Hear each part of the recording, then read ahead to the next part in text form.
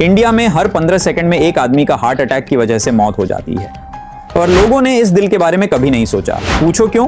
क्योंकि इन लोगों का एज ग्रुप 30 साल से लेकर 50 साल तक था। ऐसा 5 हद से देखने के बाद लोगों ने बेचारा इस दिल की सुनी। होती है heart attack. Heart attack the heart attacks heart attack अचानक हार्ट अटैक। जैसे कि हमने देखा पिछले कुछ सालों में फिट लोगों को भी हार्ट अटैक्स आ रहा है, तो कहीं अगला नंबर आपका तो नहीं? डरो मत, ये साइंटिफिक और अवेयरनेस वीडियो है। हाल फिलहाल जो इंडियन हार्ट अटैक की वजह से अपनी जान गंवा रहा है, क्या वह कोरोना वैक्सीन की वजह से? पहले तो ये समझो हार्ट अटैक होने पर एग्जैक्टली क्या होता है। देखो, ये है आपका हार्ट यानी कि दिल, जिसका काम है न्यूट्रिएंट्स और ऑक्सीजनेटेड रिच ब्लड को पूरे बॉडी में सप्लाई करना। और सप्लाई कैसे करेगा? इस तरीके से, ऐसे ब्लड पंप करके। इसको कुछ ऐसे समझो कि ये आपके घर का पंप जैसा ही है जो आपके पूरे घर में वाटर सप्लाई करता है। आपका ये लेफ्ट वेंट्रिकल आपका हार्ट का मेन चैम्बर है। जब ये ऐसे कॉन्ट्रैक्ट करती है यानी कि पिचकत है, तब आपका ब्लड एयोटा से होते हुए पूरे बॉडी में चला जाता है। मुद्दे की बात यह है कि ये एयोटा से कनेक्ट है ये कोरोनरी आर्टरीज। ये कोरोनरी आर्टरीज हेल्प करती है आपकी हार्ट को फंक्शन करने में।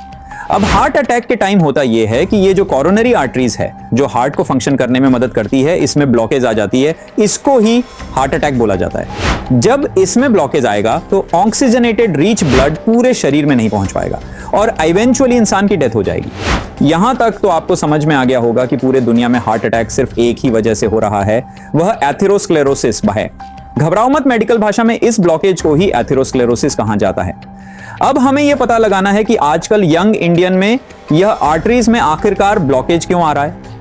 देखो, ये आपकी कोरोनरी आर्टरीज है और इसमें यह ब्लड फ्लो हो रहा है, लेकिन इंसानों की कुछ हरकत की वजह से आर्टरीज की वॉल के साइड कुछ फटी सब्सटेंस इकट्ठे हो जाते हैं, जिसे प्लैक बोलते हैं। इस प्लैक की वजह से आपकी हार्ट मसल्स तक ना के बराबर खून पहुंच पाएगा। हार्ट अटैक के मैकेनिज्म को समझने के लिए मैं कुछ रियल लाइफ एग्जांपल आपको दे रहा हूं। अगस्त 2022 को कॉमेडियन राजू श्रीवास्तव को जिम करते हुए हार्ट अटैक आता है और धीरे धीरे मार्केट में खबर यह फैल जाता है कि जिम करने की वजह से हार्ट अटैक होता है। क्या इस बात पर जरा भी सच्चाई है? नहीं। तो फिर राजू श्रीवास्तव को जिम में आखिरकार हार्ट अटैक क्यों आया? ध्यान से यह बात को समझो। कोई भी इंसान जब जिम में वर्कआउट करता है तब उसका ब्लड फ्लो बहुत तेजी से होता है। प्रिस्क्राइब लिमिट से बाहर ज्यादा वर्कआउट करने पर कोरोनरी आर्टरीज के साइड का जो वॉल है उसमें रप्चर आ जाता है, जिसकी वजह से यहां पर एक क्लॉक तैयार होगा और ऑक्सीजनेटेड ब्लड पूरे शरीर में पंप नहीं हो पाएगा। तो क्या ज्यादा वर्कआउट करने पर हार्ट अटैक होगा? नहीं। सुनो, ध्यान से समझो यहां क्या हो रहा है।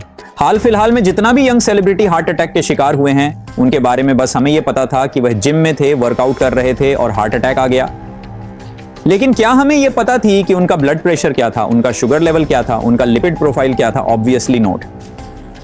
तो हमें करना यह चाहिए कि जिम में जाने से पहले एक छोटा सा ईसीजी टेस्ट करवा ले। टेस्ट करवाने के बाद अगर डॉक्टर आपको बोले कि आपको हार्ट कंडीशन है या फिर जेनेटिकली फैक्टर हो, यानी कि आपकी फैमिली में किसी को पहले हार्ट अटैक हुआ है, तो लिमिट में ही एक्सरसाइज करें। आर्टरीज ब्लॉक होने से हार्ट अटैक हो रहा है। अगर आपको हार्ट कंडीशन नहीं है या फिर जेनेटिकली फैक्टर नहीं है, तो फिर ज्यादा जिम में वर्कआउट करने पर भी आपको हार्ट अटैक नहीं आएगा। ये तो हमें समझ में आ गया।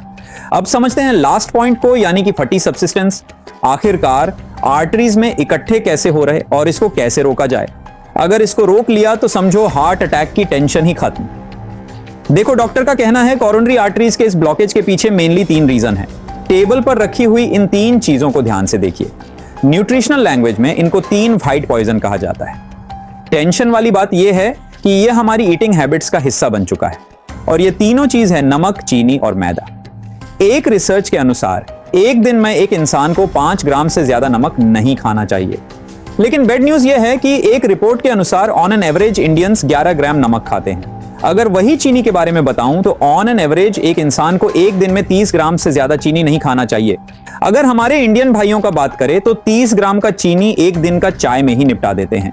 और मैदा को न्यूट्रिशनल लैंग्वेज में जीएलयू ऑफ गट कहा जाता है और इसका तो कोई न्यूट्रिशनल वैल्यू है ही नहीं।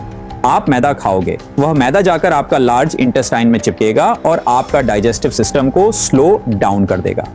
तो असली बात यह है कि इन सभी चीजों को आपको खाने में ज्यादा से ज्यादा अवॉइड करना चाहिए।